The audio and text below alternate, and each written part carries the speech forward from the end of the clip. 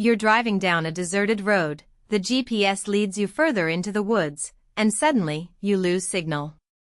The darkness surrounds you, and you're alone.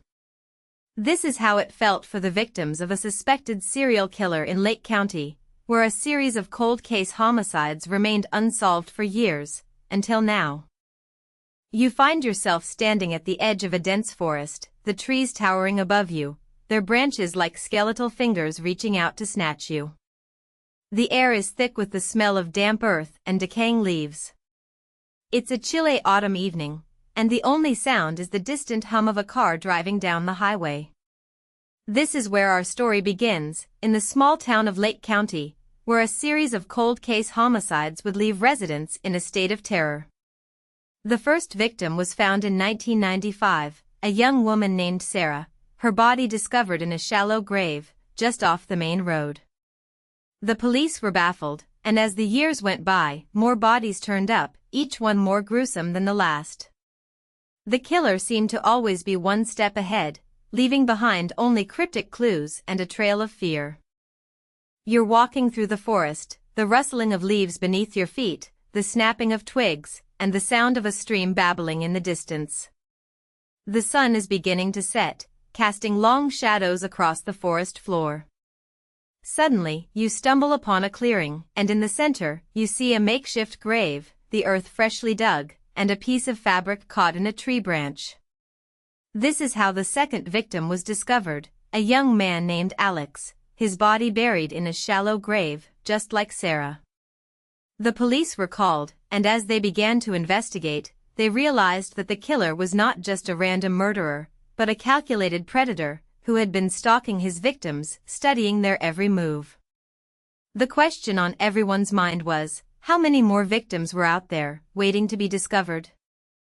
You're sitting in a dimly lit room, the only sound being the hum of a computer and the soft scratch of a pen on paper.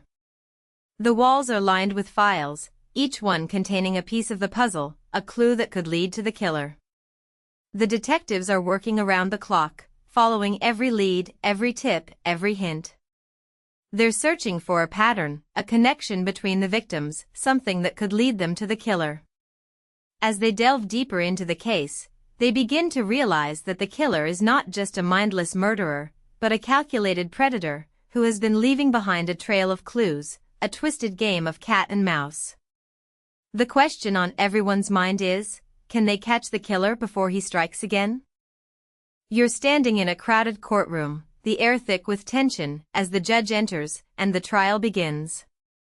The suspect, a quiet, unassuming man, sits in the defendant's chair, his eyes fixed on the floor.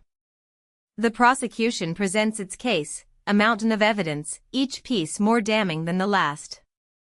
But just as it seems like the case is closed, a surprise witness comes forward, a woman who claims to have seen the killer, but not just any killer, a killer who looks identical to the suspect, but with one key difference.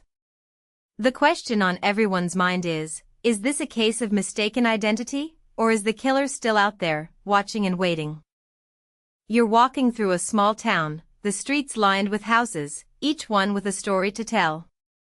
The residents are going about their daily lives, but there's a sense of unease, a feeling that the killer is still out there, watching and waiting. The police are patrolling the streets, looking for any sign of the killer, but as the days turn into weeks, and the weeks turn into months, the town begins to return to a sense of normalcy. The victims' families are left to pick up the pieces, to try and move on with their lives, but the question on everyone's mind is, will they ever be able to truly heal, or will the wounds of the past always linger? You're sitting in a quiet room, the only sound being the ticking of a clock, as you reflect on the case and all that has been revealed. The suspect was convicted and is now serving a life sentence, but the question on everyone's mind is, did they catch the right person? The evidence was circumstantial, and the trial was flawed, but as you delve deeper into the case, you begin to realize that the truth is far more complicated, far more sinister. The killer may still be out there, watching and waiting, and the question on everyone's mind is, will they ever be caught, or will they remain a ghost, a shadow, a monster, lurking in the darkness, waiting to strike again? As we conclude this episode, we're left with a haunting question: what drives a person to commit such heinous crimes, and how can we prevent them from happening again? Like, comment below with your theory, and subscribe for more true crime content. The darkness is out there, waiting to be uncovered, and it's up to us to shine a light on it, to bring justice to the victims, and to ensure that the perpetrators are brought to justice. But as we delve deeper into the world of true crime, we're reminded that the truth is often far more complicated, far more sinister, than we ever could have imagined.